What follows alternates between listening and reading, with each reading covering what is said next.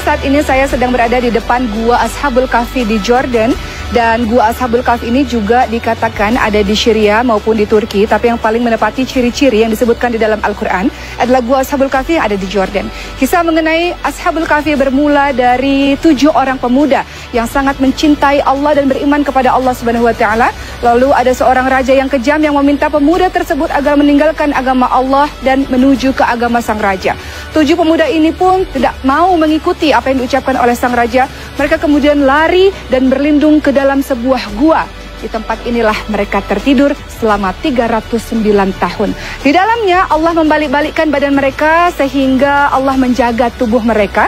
Dan kemudian ketika mereka bangun, mereka mengatakan dan saling bertanya satu sama lain, sudah berapa lamakah kita tidur di tempat ini? Salah seorang mengatakan mungkin setengah hari, kawan lain mengatakan mungkin 1 hari penuh.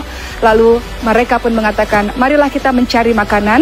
Dan kalau salah satu dari kita mencari makanan, cari makanan yang halal, cari makanan yang baik. Dan jangan beritahu pada penduduk bahwa kita bertempat tinggal di sini karena khawatir mereka akan membunuh kita. Salah seorang itu pun pada akhirnya pergi menuju keluar dari Gua Ashabul Kahfi ini dan membawa uang. Dan orang-orang bertanya, uang apakah ini? Karena uang ini sudah tidak laku lagi di zaman sekarang. Dan mereka pun pada akhirnya paham bahwa orang ini adalah satu dari 7 orang yang disebut sebagai pemuda atau Ashabul Kahfi. Berita ini sampailah ke telinga sang raja. Dan raja pun mengatakan, marilah datang ke tempat ini, ke istana ini. Dan saya akan memberikan kalian tempat tinggal yang baik, tempat tinggal yang indah. Lalu 7 orang pemuda itu pun mengatakan, wahai raja, kami sudah sangat bahagia, kami sudah sangat senang. Pada akhirnya kami mengetahui bahwa penduduk di tempat ini semuanya telah beriman kepada Allah Subhanahu wa Ta'ala. Kami hanya ingin berdoa kepada Allah agar Allah pun memanggil kami untuk menuju kepada Allah Subhanahu wa Ta'ala. Maka Allah matikan mereka dalam keadaan yang beriman kepada Allah Subhanahu wa Ta'ala. Pembelajaran dari Ashabul Kahfi sangat luar biasa teman-teman sekalian, membuat kita memahami bahwa apapun yang terjadi, ujian-ujian yang Allah berikan adalah Allah hanya ingin pembuktian dari kita, betul tidak kita beriman pada Allah Subhanahu wa Ta'ala atau hanya berdusta saja. Dan di belakang saya dibangunlah sebuah masjid pada pemerintahan Jordan di tahun 2006 untuk setiap orang mengambil pembelajaran dari kisah Ashabul Kahfi atau 7 pemuda yang tertidur selama 309 tahun di dalam ini.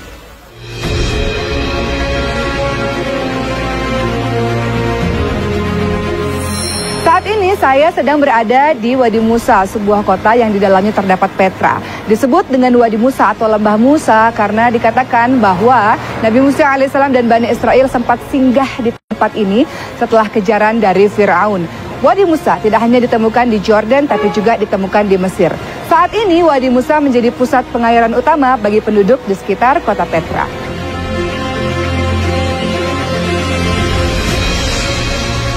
Sahabat semua, inilah batu yang dipercayai, batu di mana Nabi Musa memukulkan tongkatnya, dan di bawah batu ini terdapat mata air yang sekarang sangat berfungsi bagi penduduk sekitar. Dan pemerintah Jordan pada akhirnya membangun bangunan ini untuk melindungi batu ini.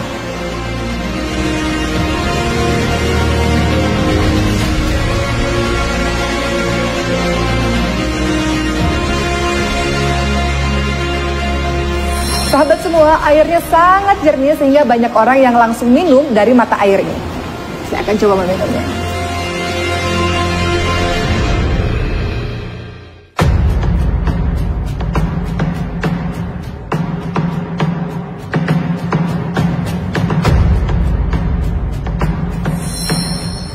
Sahabat yang dirahmati oleh Allah Subhanahu wa Ta'ala, ada beberapa peraturan sebelum kita datang ke tempat ini. Yaitu jangan menyelam, jangan berenang jauh dari tepian, kemudian lindungi mata dan lindungi mulut dari air, dan kemudian berenang dengan cara terlentang.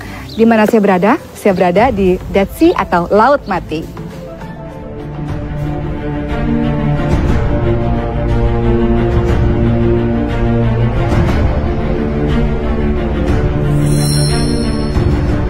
Laut Mati terletak di perbatasan Jordan dan sebelah barat Palestina.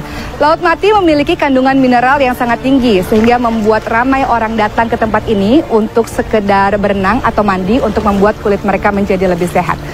Laut Mati disebut sebagai Laut Mati sebab dengan kadar garam yang sangat tinggi tidak ada satu makhluk pun yang dapat hidup di dalamnya. Dan menurut versi lain, kenapa Laut Mati disebut Laut Mati? Sebab di sekitar tempat ini terdapat sebuah kaum yang Allah azab karena kaum tersebut tidak beriman kepada Allah Subhanahu wa taala. Siapakah kaum yang diazab oleh Allah Subhanahu wa taala itu?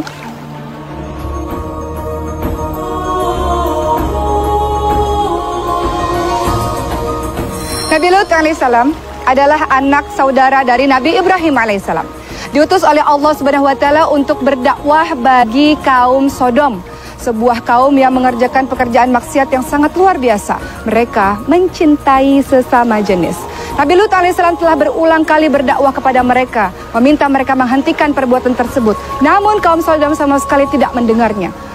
Kaum Sodom justru mengatakan kepada Nabi Lut alaihissalam, berikan saja azab Tuhanmu kepada kami. Maka Nabi Lut alaihissalam pun berdoa kepada Allah Subhanahu wa taala agar menurunkan azab bagi penduduk Sodom. Suatu ketika datanglah 3 orang laki-laki yang berwajah rupawan ke rumah Nabi Lut alaihissalam.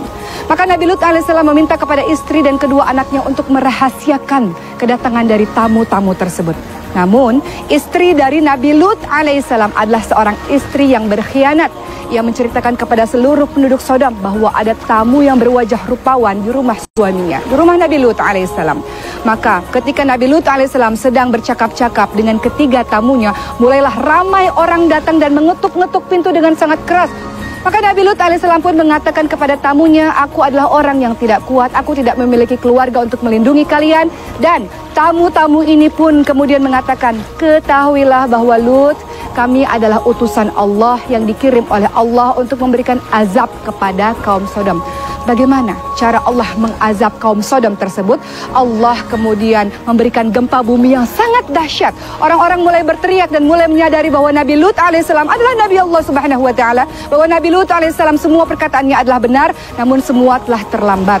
Allah kemudian membalikkan keadaan kota tersebut sehingga semuanya menjadi hancur dan Allah kirimkan batu-batu panas, batu-batu yang terbakar, maka tak tersisa kaum Sodom tersebut.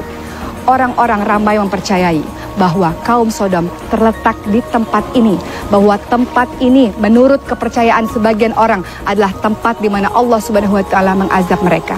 Apapun dosa yang kita lakukan, termasuk sebagian teman-teman yang mengikuti perbuatan dari kaum Sodom, semoga ketika Allah masih memberikan nafas adalah jalan terbaik kita untuk kembali kepada Allah Subhanahu wa taala. Sebagaimana dalam salat kita katakan, ihdinas siratal mustaqim, ya Allah tunjukilah kami jalan yang lurus. Semoga semuanya kembali kepada jalan Allah Subhanahu wa taala.